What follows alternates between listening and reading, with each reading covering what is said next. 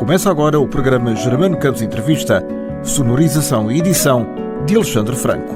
É neto de um dos maiores poetas portugueses, António Judeão, mas António Norton impôs-se em nome próprio com Reencontro, o seu álbum recentemente editado. Bem-vindo ao Germano Campos Entrevista. Muito obrigado, Germano. Ter uma ascendência deste gabarito facilita ou dificulta uma carreira em nome próprio na primeira pessoa? É uma pergunta importante. Eu acredito que facilite. Abre portas? Sim. Abre portas, sim. As pessoas, pelo menos, sentem curiosidade em função de ter, não é, no sangue, também parte do sangue do meu avô. E também da minha mãe, não é? E também da minha avó, não é? Quer dizer, são tudo pessoas... No fundo é toda a família. Dentro da área literária. Para não ficar ninguém de fora. E é natural que surja curiosidade, quanto mais não seja, não é? Deixa lá ver o que é que, não é? O que é que ele fez. António, mas o fator de comparação é muito tramado. É um fator inevitável. Mas sobretudo das poesias. Pois é, mas o seu avô se calhar era um bocadinho melhor. Mas eu sinto-me absolutamente tranquilo em relação a esse aspecto. Eu sinto-me como... o reencontro para mim é como se fosse um diálogo entre um mestre e um aprendiz. Eu não... Estou em paz. Não? Mas é entre o avô e o neto ou não tem nada a ver? Também, entre o avô e o neto, também, se quisermos, também podemos pôr as coisas nesse sítio. Eu como não estou propriamente a pôr-me em nenhum lugar, enfim, de algum tipo de pressão interna, estou muito tranquilo com as comparações que possam surgir. Eventualmente. Sim, eventualmente. Mas porquê que as pessoas vão te comparar? É como comparar um Rui de Carvalho, por exemplo, com o filho, com o João de Carvalho. Eles são dois atores belíssimos artistas, mas que cada um faz o seu percurso. Exatamente. Sim. E embora possam ter, não é, influências, não é, e linguagens parecidas, são pessoas distintas também, não é? Temos todos o nosso eu, a nossa individualidade. Que fatores de aproximação existem entre o António e os dois Antónios? Ora bem, somos duas pessoas que gostamos de escrever. O meu avô era uma pessoa extremamente discreta. Eu já não diria que sou tão discreto assim. Sou mais expansivo e mais... não tenho muito medo. És médico? Não sou médico. Eu sou psicoterapeuta. Psicólogo clínico. Não. Qual é a diferença? A diferença é que um médico tira medicina, não é? E tem essa carreira, tem esse percurso. E tem essa formação. Eu tenho uma formação humanista. Tirei psicologia. Não é? Psicologia clínica...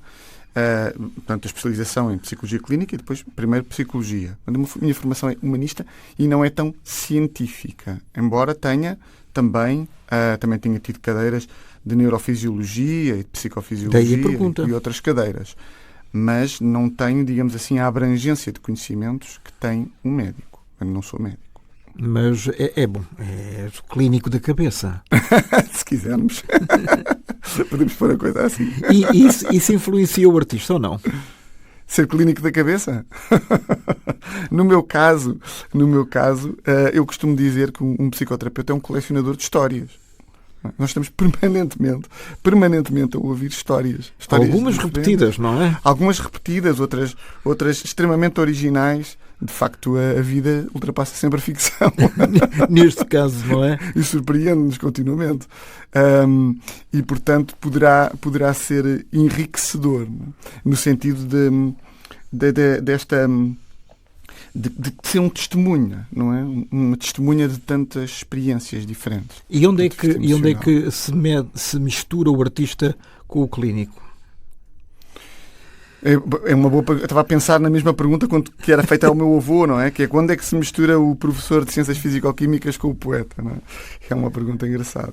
O meu avô, que de facto fazia este paralelismo muito bem feito, não é? Com muita riqueza entre a linguagem das Ciências Físico-Químicas e a poesia.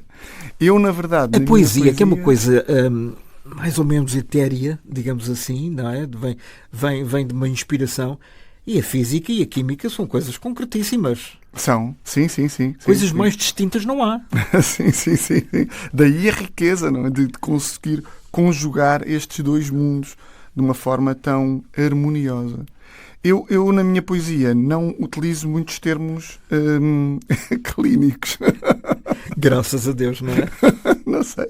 Vamos ver o que é que vai acontecer futuramente. Mas para já não. Para já é muito de acordo com as minhas turbulências internas e com as minhas emoções e com as minhas vivências. Eu acho que é muito... Ao fim de um dia de trabalho de várias horas, presumo mais de 8, um clínico sai com a cabeça em água ou está pronto para o dia seguinte? Depende da forma como vive emocionalmente o trabalho que faz. Qualquer psicoterapeuta deve fazer a sua própria psicoterapia para ficar limpo, digamos assim, emocionalmente dos temas que as pessoas trazem.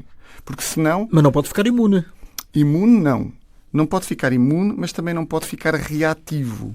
Ou seja, não pode, de repente, comprar, digamos assim, a emoção que a outra pessoa está a trazer e embarcar nessa emoção, porque eu também tenho estas dores. E então vou aqui aproveitar e vou empaticamente ligar-me a estas dores, porque eu também sofro estas dores. Não é bem isto que é o nosso trabalho. O nosso trabalho é um trabalho de alguma, não é de alguma, de muita empatia, mas também de distanciamento. Define-me exatamente o teu trabalho. se é que é fácil. Não é fácil, não é fácil. Não é fácil. O meu trabalho é um trabalho de ajudar a pessoa a reencontrar-se a si própria e a perceber onde é que estão os seus bloqueios, as suas feridas emocionais.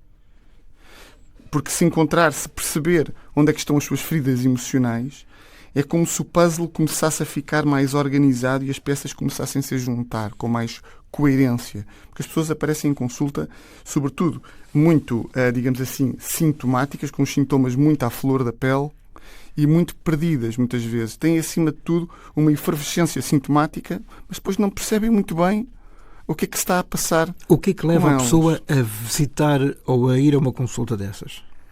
Os sintomas. Geralmente são os sintomas. Que sintomas? Bem, sintomas estão variados. Ou seja, geralmente são sintomas mais ligados a uma hiperatividade do nosso sistema nervoso autónomo, ou seja, estados de pânico, sintomatologia de pânico, insónias, o pensamento agitado, ansiedade generalizada.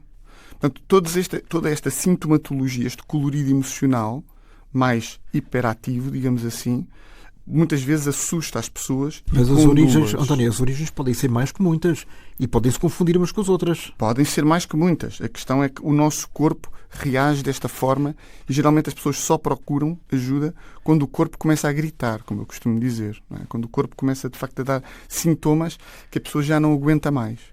E geralmente é neste espectro mais de hiperatividade ou de hipoatividade. Ou seja, a pessoa ter hipersónias, ter uma apatia emocional, estar desligada das pessoas. Ou seja, pode estar em estados de lá para cima ou cá para baixo. Exatamente. Geralmente são os extremos em que o colorido sintomatológico fica mais ativo e a pessoa fica mais desperta para o que está a acontecer. E é preciso coragem.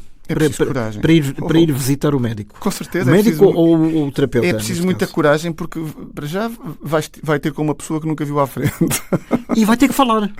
E vai ter que se expor, não é? Vai ter que se vulnerabilizar. Isso é preciso coragem. Eu digo muitas vezes isso, não é? É um passo muito importante. As pessoas mentem? Mentem. O corpo não mente, mas as pessoas mentem. Como é que se detecta? Qual é o polígrafo do terapeuta?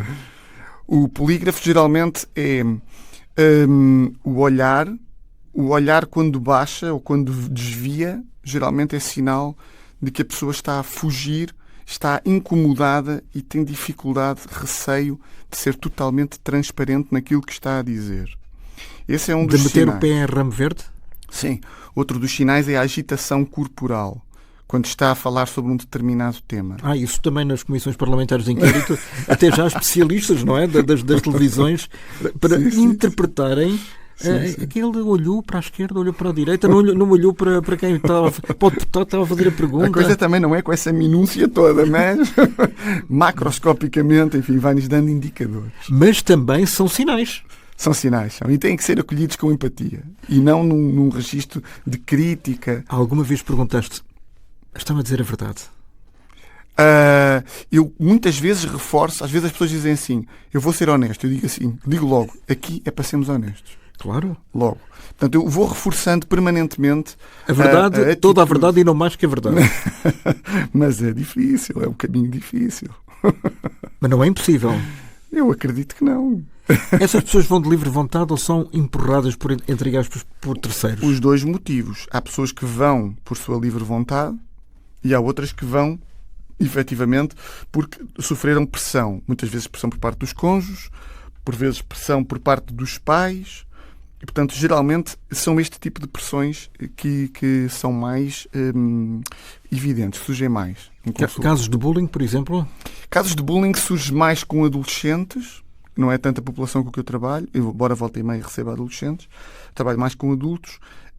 E com os adultos surge abuso de chefias e abuso laboral por parte de colegas e por parte de chefias. Assédio é muito raro acontecer. Não, assédio laboral.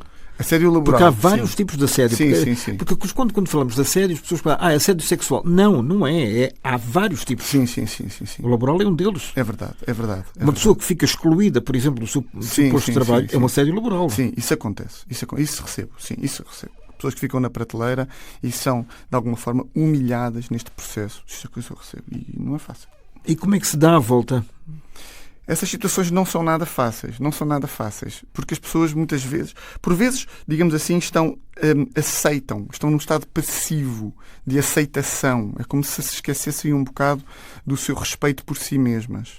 Não estão num estado muito reativo de conseguirem responder. Já, às vezes temos que trabalhar esta depressividade que as pessoas trazem para as levar para outro sítio. De que forma? Através de fármacos? Através de conversas? Eu não uso fármacos. Lá está. Essa é uma das diferenças entre, por exemplo, um psiquiatra ou um neurologista e eu. Como eu não tenho formação psicofármaca, quer dizer, psicofarmacológica, eu não... Ou seja, tenho alguma, mas não é suficiente. Não estou, digamos assim, autorizado, legitimado para passar medicação. Nem tenho o conhecimento suficiente para tal. Então como é que uma pessoa tem coragem ou tem argumentos para dizer assim, bom, vamos tentar resolver aí o seu problema?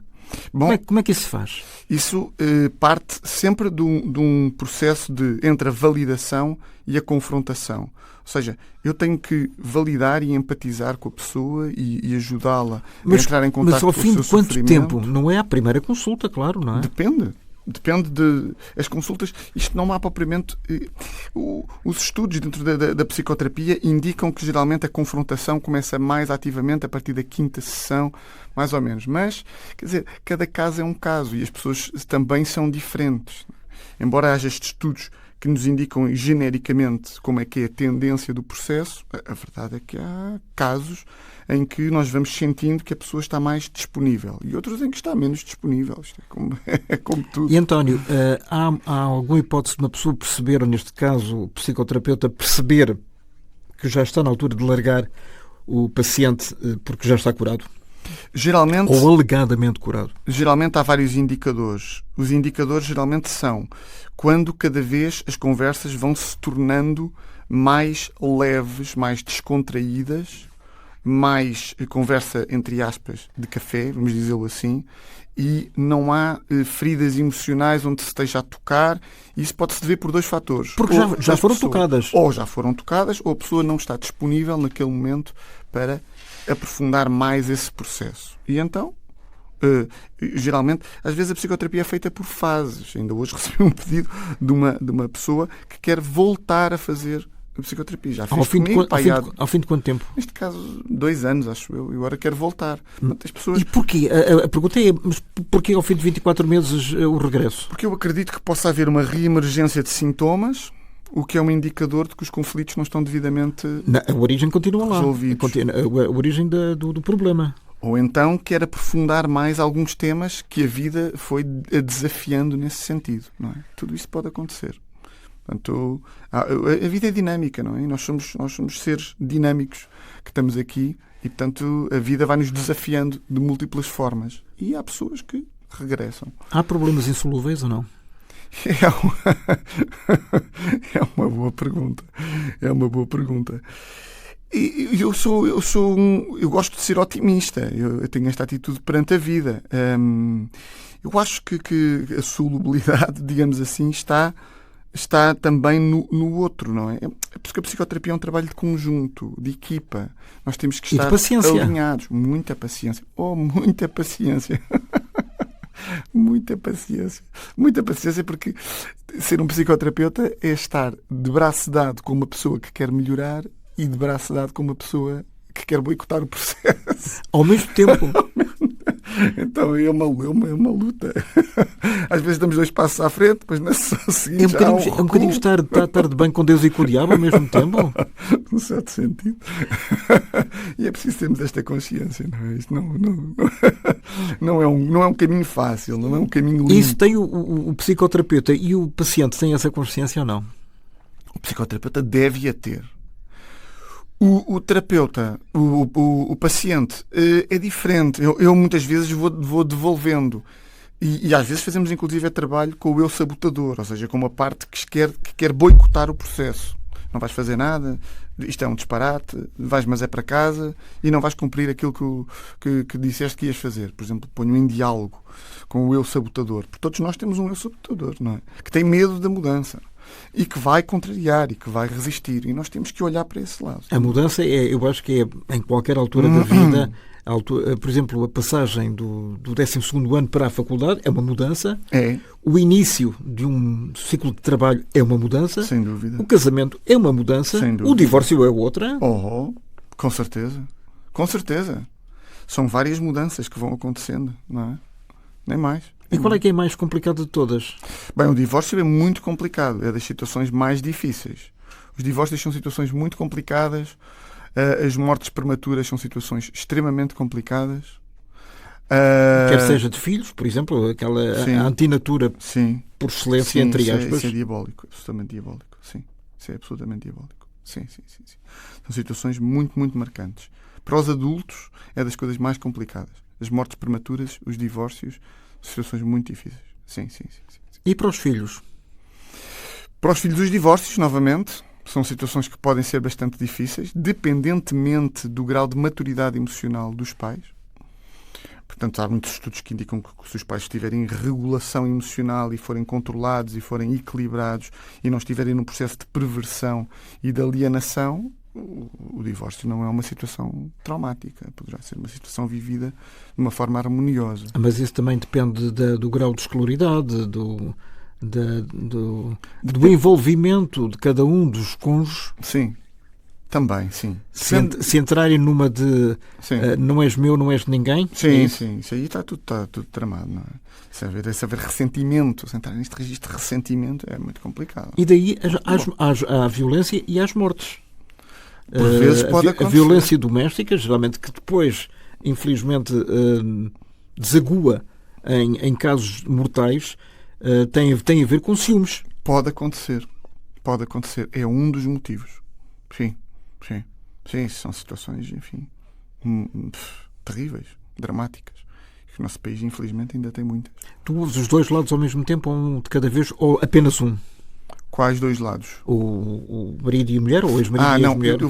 Eu sou um terapeuta individual, ou seja, eu recebo ou o homem ou a mulher. E em casos excepcionais posso receber os dois. Não és o tal advogado ou o juiz que tenta uma conciliação, uma reconciliação?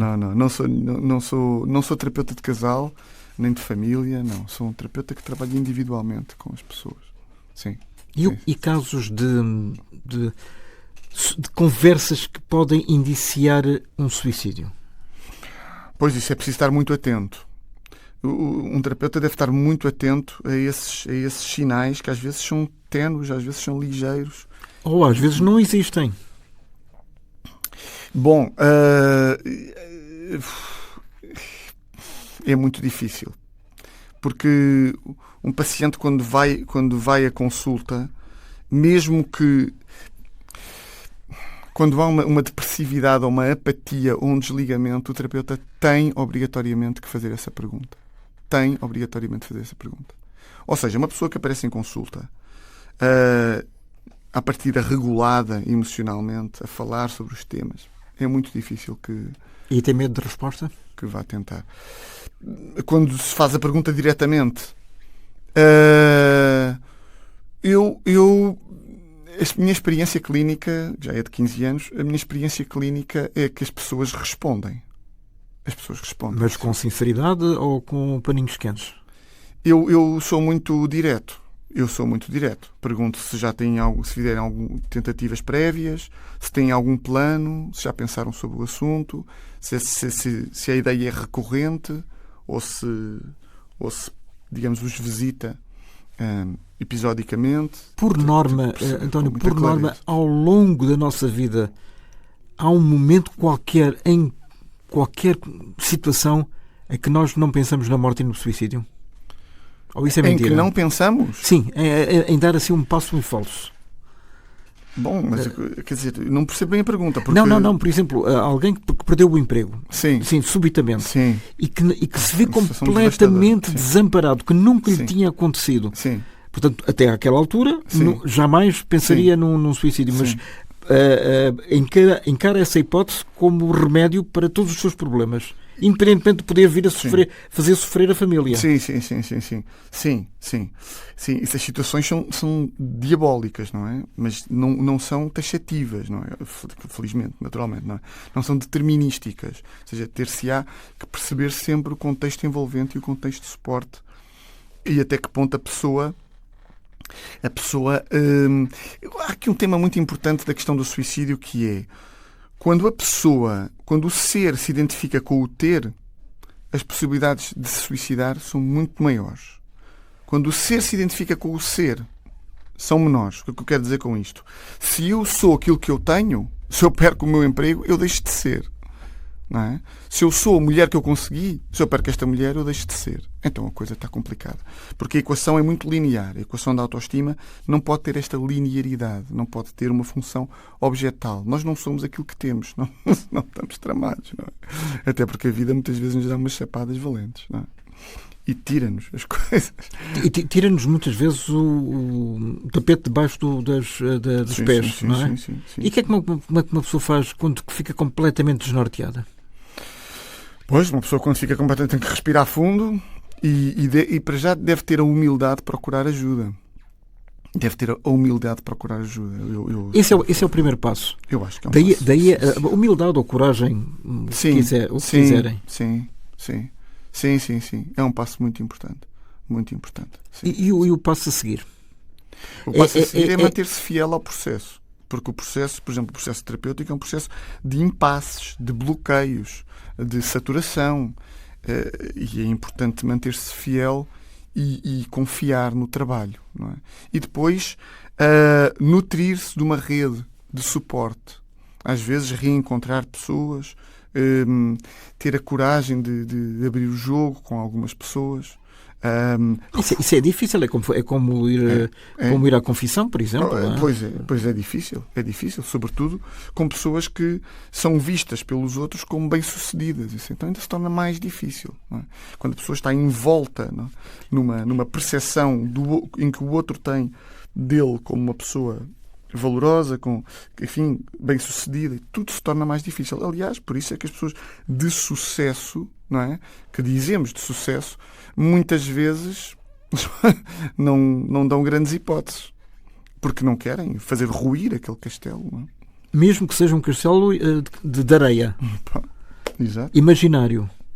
Torna-se muito difícil. Não é? As pessoas vivem muitas vezes nas aparências para não serem apelidadas de falhadas. Vivem muitas vezes a construir castelos pouco sólidos. E depois é muito difícil.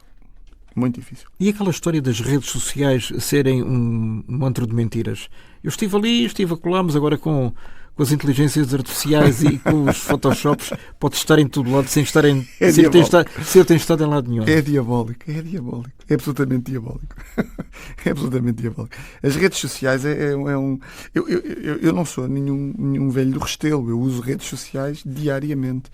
Mas acho que é preciso termos bastante consciência deste instrumento, que é um instrumento poderosíssimo. Para o bem e para o mal. Sim, com certeza. Há pessoas que podem ser conduzidas a um determinado ato em virtude daquilo que terceiros escrevem ou opinam? Há, mas isso são mais, digo eu, os adolescentes. Os adolescentes é que são mais uma população mais permeável? Influenciável e permeável nesse sentido. É difícil, digamos assim, acho eu, acredito eu. Os adultos já têm algum distanciamento, não é? Para não irem em determinados atos, sobretudo atos de coação de violência, por exemplo. Aí, bom, a não ser que estejam ligados a algumas seitas ou algumas coisas desse género, não é? Bom, isso aí já é diferente. Mas os adolescentes, sim, isso é uma população bastante... Preciso estar muito atento. É preciso estar muito atento, sobretudo quando há muito isolamento. Muito isolamento. E os adolescentes é diabólico. Como é que se justifica, por exemplo, alguém dar uma pancada, sobretudo nos jovens de escolas secundárias, e depois filmar? É terrível. É terrível. Filmam e expõem isso publicamente. É terrível. É uma coisa incrível. É horrível. É horrível. É dramático. Porque o que acontece é que é importante que nós percebamos aqui uma coisa. Mutatis mutandis, ou seja, o que acontece aqui é esses adolescentes que agora têm a possibilidade de filmar para que o seu grupo de pares os veja e se sinta intimidado por eles, o que eles conseguiram foi abranger mais pessoas, porque o mecanismo psicológico é igual. Ou seja, anteriormente eles chamavam os líderes do gangue ou as pessoas que eles queriam intimidar e faziam o mesmo. Só que agora têm as câmaras e conseguem filmar e conseguem ter uma abrangência de público muito superior. Mas o mecanismo psicológico... Ter plateia. Ter plateia. Agora tem uma plateia muito mais abrangente. Antes também tinham plateia. Agora tem uma plateia muito mais abrangente. E isso, de alguma forma, os faz sentir-se mais líderes. As pessoas têm medo de mim. E isso é uma forma deles se sentirem valorizados. Mas é uma valorização distorcida, porque eles não estão a ser valorizados nas áreas em que deveriam ser valorizados. Pode ser uma comparação um bocadinho estúpida, mas antigamente, antes de haver telemóveis ou redes sociais, o fumar, por exemplo, a partir dos 12, 13 anos, quem não fumasse era posto de lado, era ostracizado, era um betinho, era um nerd. Sim. Agora, quem não acompanha determinados desafios, por exemplo, da baleia azul ou daquelas fotografias que são tiradas em cima dos carris dos comboios, agora, ou mais recentemente, alguém que filma só pelo prazer de estar ali no limite da existência. É uma loucura. E depois morrem. Às vezes morrem. Sim. Às vezes morrem. Não, eu acho que deve haver...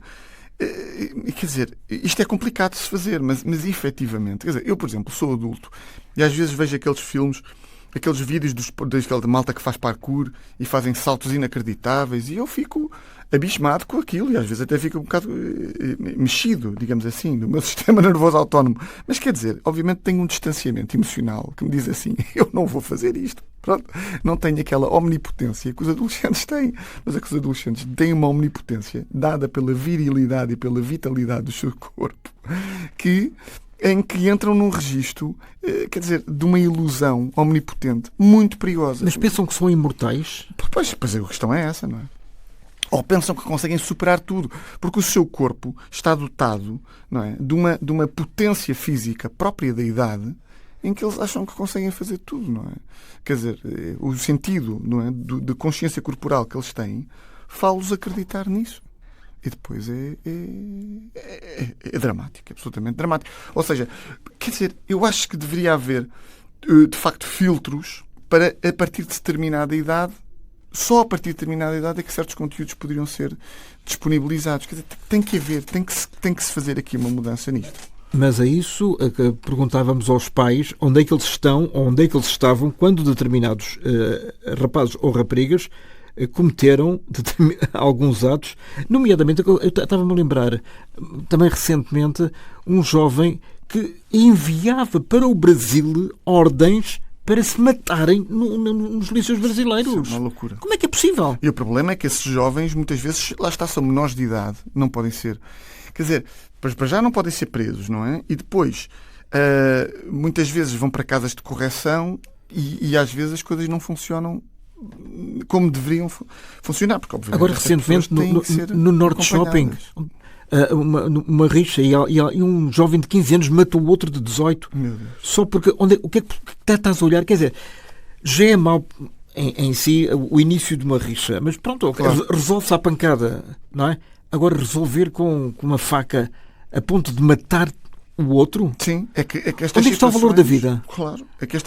A questão aqui é que estas situações levam a que qualquer dia, para entrar no centro comercial, temos que ser revistados. Pronto, é isto que vai acontecer. Não é? Quer dizer, eu se fosse dono do Norte Shopping, se calhar pensava 2 vezes em começar a revistar as pessoas antes de entrar no Perdia centro clientes. comercial. Pois perdia clientes, mas quer dizer, o que é que vamos fazer? As pessoas não se vão sentir seguras. Eu não sei se passeava alegremente à tarde nesse sítio se tivesse acontecido este episódio de manhã. Não, tenho as minhas dúvidas. A segurança, aí é um ponto-chave, penso eu. A segurança, ou neste caso a insegurança, é também um dos fatores-chave para que alguém vá a um psicoterapeuta? Sentirem-se inseguros? Sim, por qualquer motivo. Sim. De notas, por exemplo, Sim. de namoro, de uma paixão que não correspondida, Sim. de casos de homossexualidade, por exemplo, que deve Também, sim. Porque a insegurança gera ansiedade. Lá está. E a ansiedade é um dos principais sintomas que leva as pessoas a procurarem ajuda. Sim. Portanto, sim. O stress? O stress também, sim. O stress, lá está relacionado muitas vezes com agitação do sistema nervoso autónomo, insónias, desregulação A emocional. competição entre os jovens, por exemplo, entre os estudantes. Eu tenho que ser melhor que aquele. Pois, as competições também não são fáceis. Sim. Aí temos que perceber, não é? Lá está os núcleos de valorização. Até que ponto aquela pessoa foi valorizada do seu processo de crescimento, como é que estão os seus níveis de narcisismo saudável. Sim, tem que ser avaliado. Porque há narcisismo doentio? Então não há? Quer dizer, o narcisismo por si é uma doença, não é? Maneira. Não, o narcisismo não é uma doença. O narcisismo, digamos assim, é o nós gostarmos de nós próprios. Depende do grau, não é? Depende do grau, com certeza, não é? Depende do grau. Sim, pode se tornar patológico, mas também há saudável. Como por exemplo? Torna-se patológico quando... Não, torna-se saudável. Bem, torna-se saudável quando existe, digamos assim, uma capacidade de gostarmos de nós próprios, de conseguirmos perceber as áreas em que somos bons ou em que temos capacidades, tudo isso é um narcisismo saudável, não é? Cuidarmos de nós próprios, termos gosto em nos respeitarmos a nós mesmos, tudo isso é narcisismo saudável. Aí sim. Por exemplo, aí vinha à baila o caso do Cristiano Ronaldo, que toda a gente diz que é um narcisista saudável. Ele gosta mesmo de si. E gosta gosta. E obviamente gosta daquilo que faz, não é? Sem dúvida. Não temos dúvidas em relação a isso. Sem dúvida. E que um dos problemas agora da seleção portuguesa no Euro 2024 e do seu prematuro afastamento foi que todos jogavam para. Ao contrário da Espanha, que todos jogavam para todos.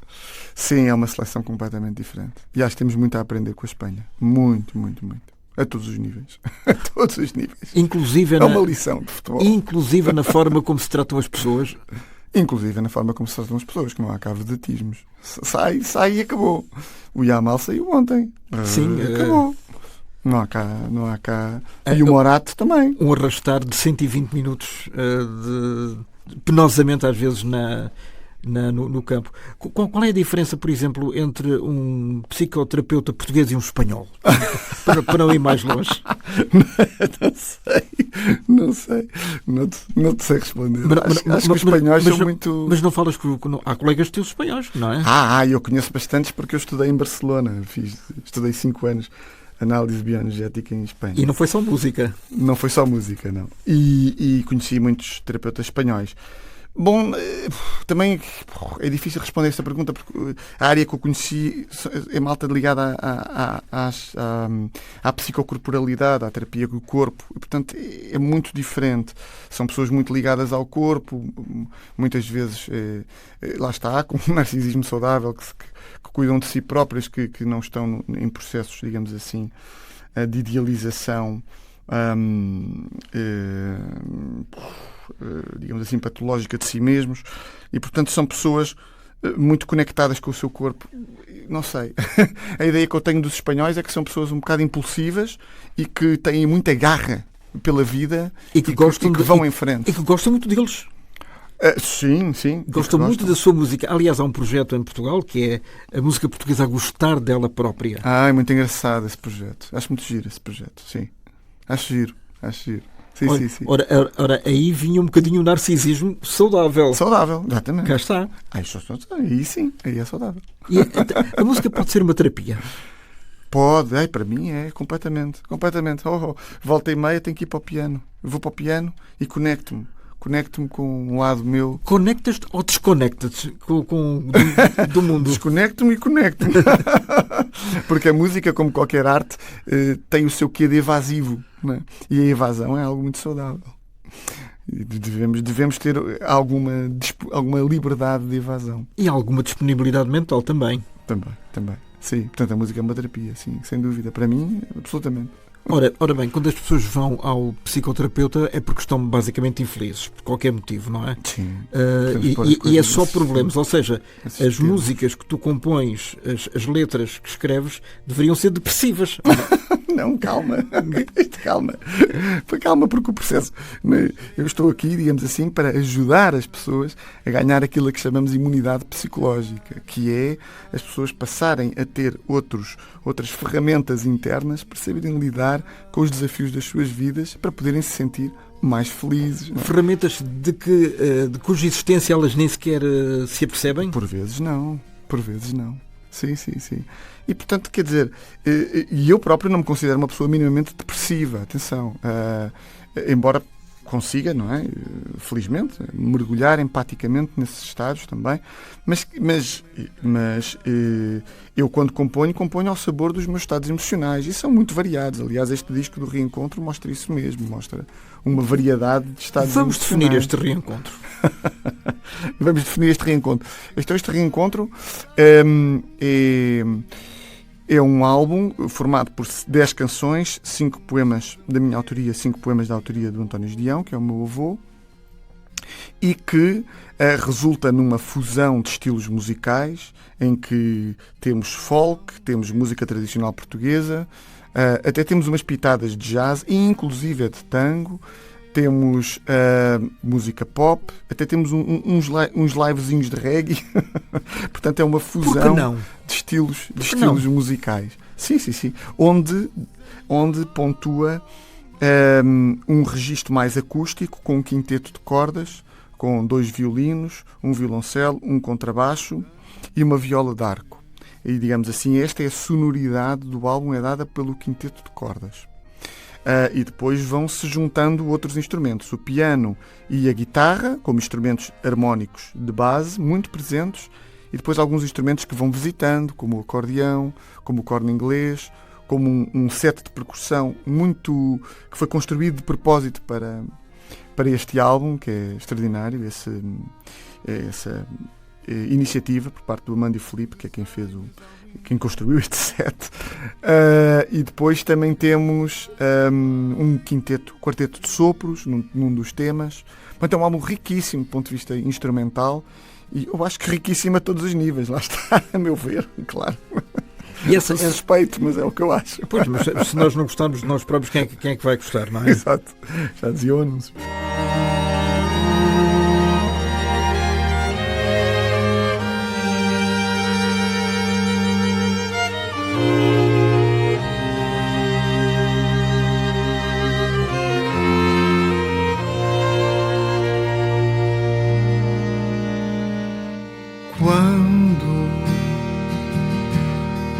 Chegas e me tocas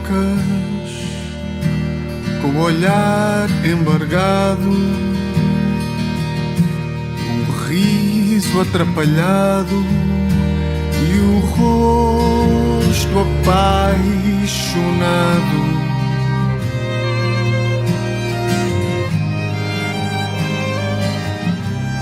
Eu olho tudo mansinho, sorrio com desejo, sinto-me entregue a ti e perco-me no teu beijo. Tu desenhas algo em mim que não sei bem definir. Um misto de medo e amor.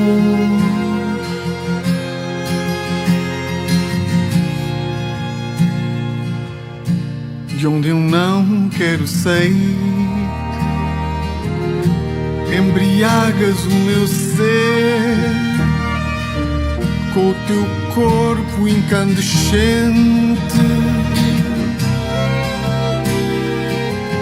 e seduz a minha alma.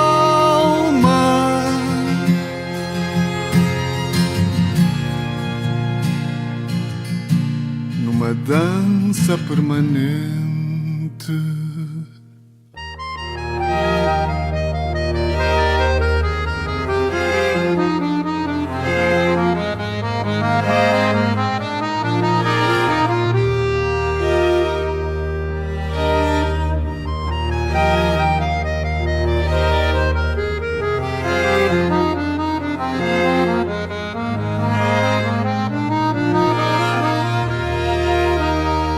Tu desenhas algo em mim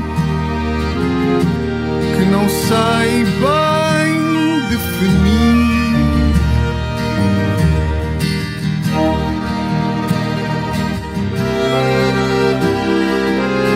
Um misto de medo e amor.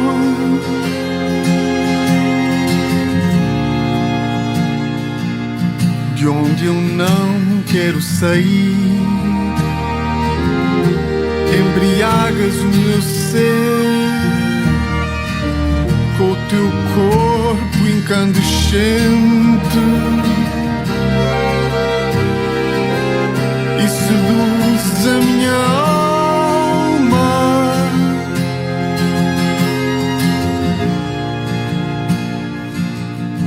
Numa dança permanente.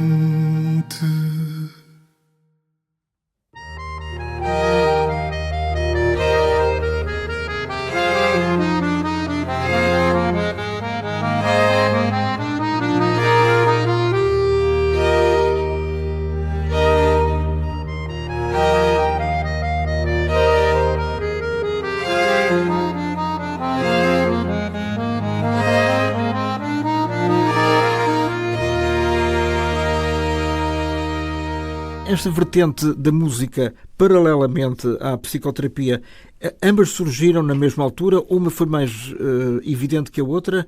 E porquê esta dualidade profissional?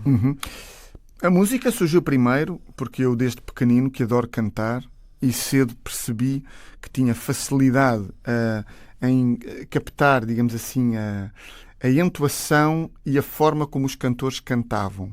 Que cantores? Vários. Por exemplo, eu consigo estar muito próximo do timbre vocal, embora não seja ele, atenção. Por exemplo, do Joe Cocker. E, portanto, gosto de cantar as músicas do Joe Cocker. Eu também pedi ajuda, o The Little Help. Por exemplo, ainda hoje em dia canto muito essa canção. Então dos vamos meus lá tributos. trotear um bocadinho. É um desafio que eu faço ao psicoterapeuta. Faz de conta que eu sou o paciente. What would I do if I sang out of tune? Would you stand up and walk down to me? Lend me your ears and I'll sing you a song, and I'll try not to sing out of key. Já estás contratado para ir ao festival do Woodstock. Exato. Vamos embora.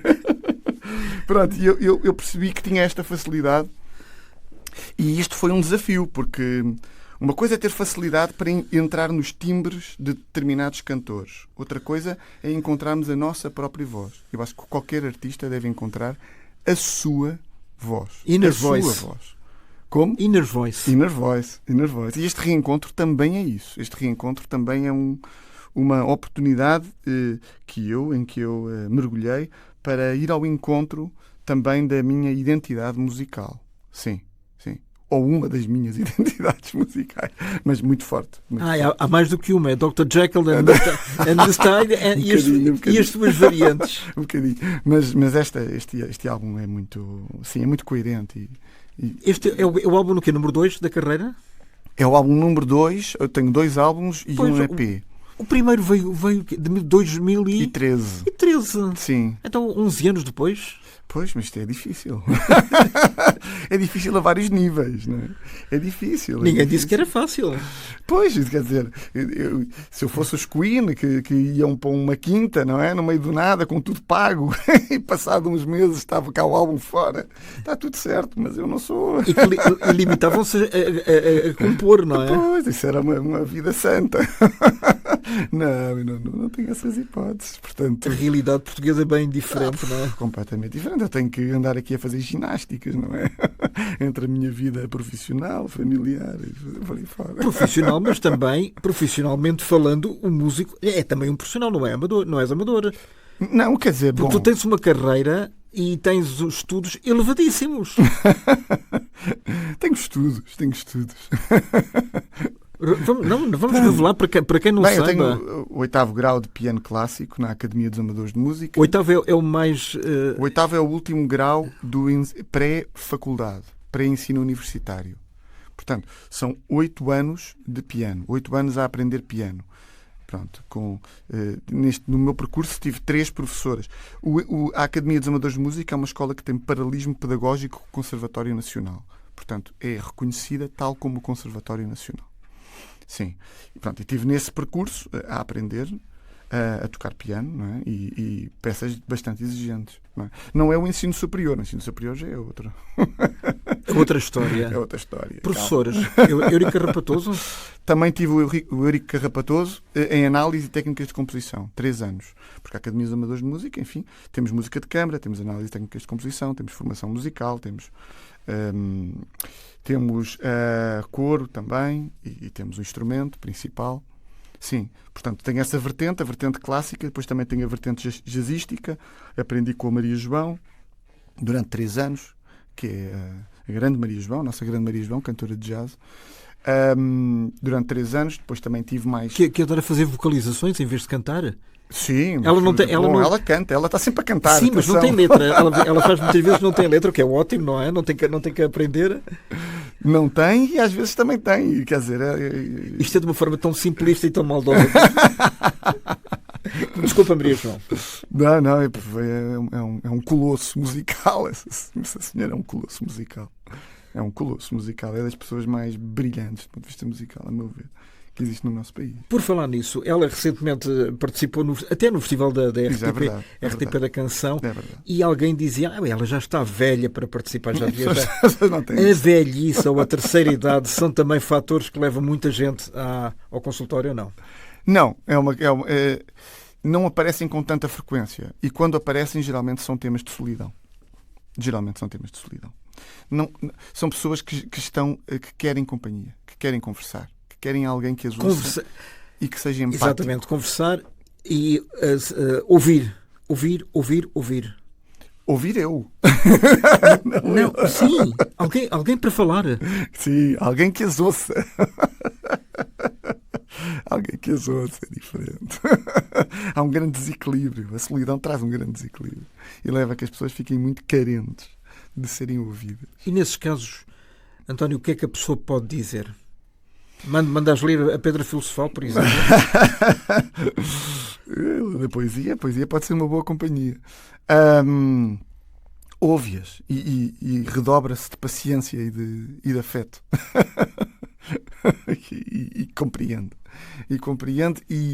E aquieta-se perante a consciência de que não vai haver grandes macromudanças naquelas pessoas. Porque aquelas pessoas já estão numa fase de vida em que querem alguém que as ouça. Não estão para fazer grandes Sobretudo mudanças. se forem viúvos ou viúvas, não é? Sim. Sobretudo. É. Ou se tiverem uma família E cá muito está, desligada. e falamos, por exemplo, há bocado falamos das mudanças, a perspectiva de um lar, quando alguém chega aos 80 ou aos 80 e tal anos, e não é só a casa do artista, Sim. porque isso é para um núcleo especial de pessoas que pensaram e que cantaram Sim. e que foram muito criativas. Mas a mudança para um lar, sair da sua casa, Sim. isso é terrível. Muitas vezes é terrível. Mas antes disso acontecer, muitas pessoas deviam fazer isto. Quer dizer, obviamente, se quiserem, não é? Eu recomendo vivamente a alguns pacientes que eu tenho, que já têm uma idade avançada, mas não estão caquéticos, nem estão, digamos assim, com debilidade do ponto de vista motor, para frequentarem a universidade sénior. Façam isso. Porque as universidades séniores Ocupem-se. Aprender é terapêutico. Sejam terapêutico. voluntários. O voluntariado também é bom, mas conviver com grupos de pares, com pessoas mais ou menos com idades próximas, é muito enriquecedor. Isto é uma batalha que eu tenho com alguns pacientes, mas lá está, é muito difícil mudarem, seja o que for. E estamos a falar de pessoas com memória, e por falar nisso, tu tinhas 15 anos quando morreu o teu avô, António Judeão, e vou citar, chegaste a dizer: o meu avô sempre guardou carinhosamente, com muito cuidado e atenção, todas as poesias que lhe fui apresentando durante a minha adolescência. Guardo esse gesto num lugar muito especial. Que poesias eram estas? O que é que ele detectava em ti que guardava também? Ele, com certeza, também no seu lugar, no coração. O que ele detectava eu não sei. O meu avô não era uma pessoa nem expansiva, nem que falasse muito. Era uma pessoa calada, contida, e se tu querias falar com ele, ias ter com ele. Porque ele não era uma pessoa que de repente, olha, António, eu quero conversar contigo, quero-te falar sobre isto. Não era assim que a coisa funcionava. Ele estava no canto dele. E se querias ir falar com ele, vais ter com ele. Precisava, se calhar, era de um psicoterapeuta. Eu acho que podia ter sido hoje bom. em dia, à luz e à distância de 22 anos ou 23, tens uma perspectiva diferente do avô dos 15 anos. Tenho uma perspectiva completamente diferente, não é? Sim. Eu utilizar o termo contenção afetiva ou falta ou digamos assim, hipercontrolo ou alguma rigidez, alguma obsessividade, muita contenção. Isto são tudo termos clínicos, não é? Que eu não usaria quando tinha 15 ou 14. Não usarias, nem tinha noção. Nem ousarias. Nem usaria, nem tinha noção, não é? Nem tinha noção. Não é? Agora, com esta bagagem que tenho de experiência clínica, etc. Essa bagagem veio destruir um bocadinho a imagem que tinhas dele ou não? Não vem. Vem ajudar a entender esta pessoa. E quem era o António Judeão à luz daquilo que sabes hoje em dia? Era um homem extraordinariamente sensível e muito humano. Muito humano. Extraordinariamente sensível e muito, muito humano. Porque as pessoas que são contidas e que não dão grandes abraços nem grandes sorrisos não são de todo pessoas desprovidas de humanidade.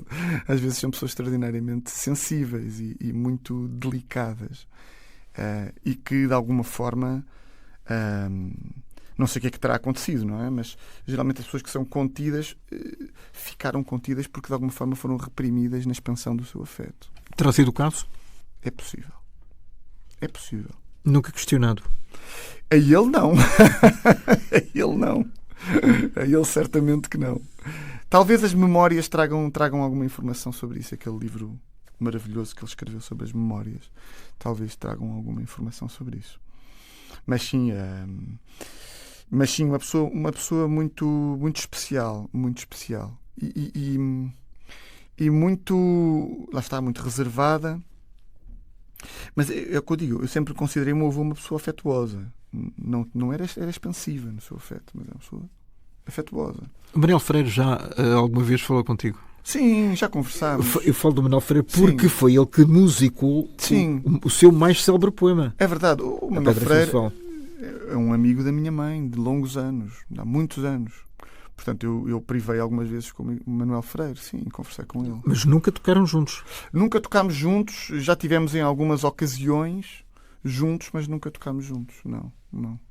Não, mas é uma pessoa com quem eu... É uma pessoa muito simpática e de fácil trato. E era com certeza um desafio muito interessante Era interessante. de fazer.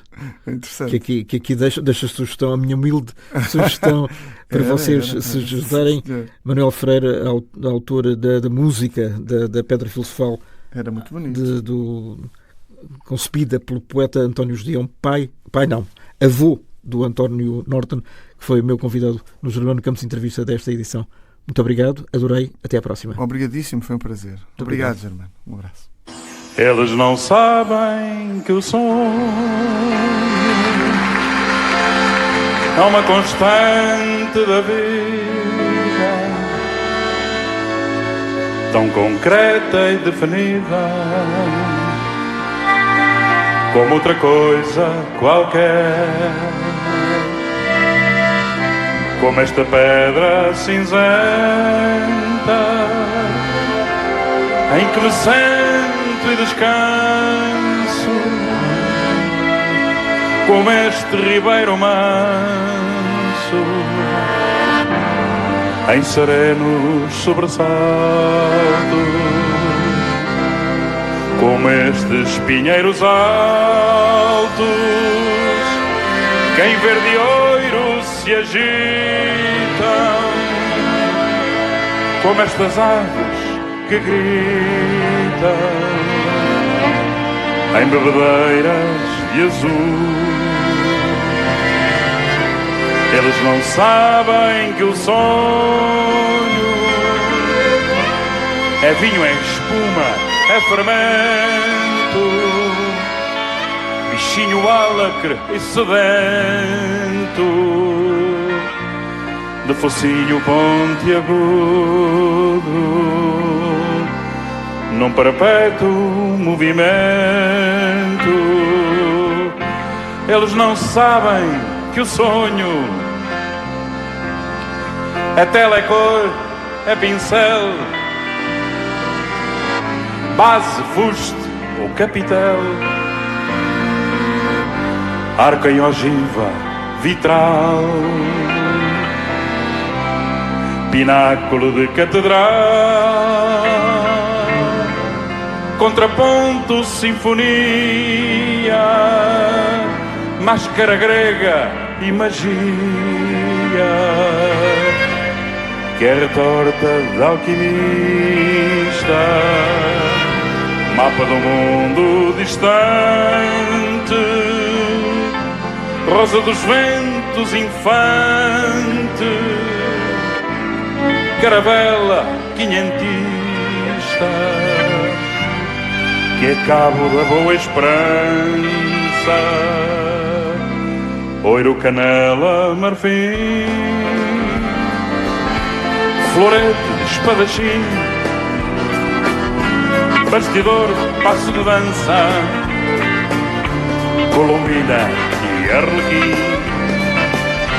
passarola voadora, para-raios, locomotiva, barco de proa festiva,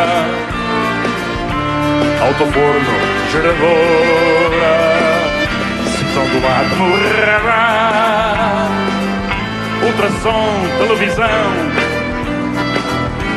desembarca em foguetão na superfície lunar. Eles não sabem nem sonham que o sonho comanda a vida e que sempre que um homem sonha, o mundo pula e avança como bola colorida entre as mãos de uma criança. Lara, lara, lara, lara, lara.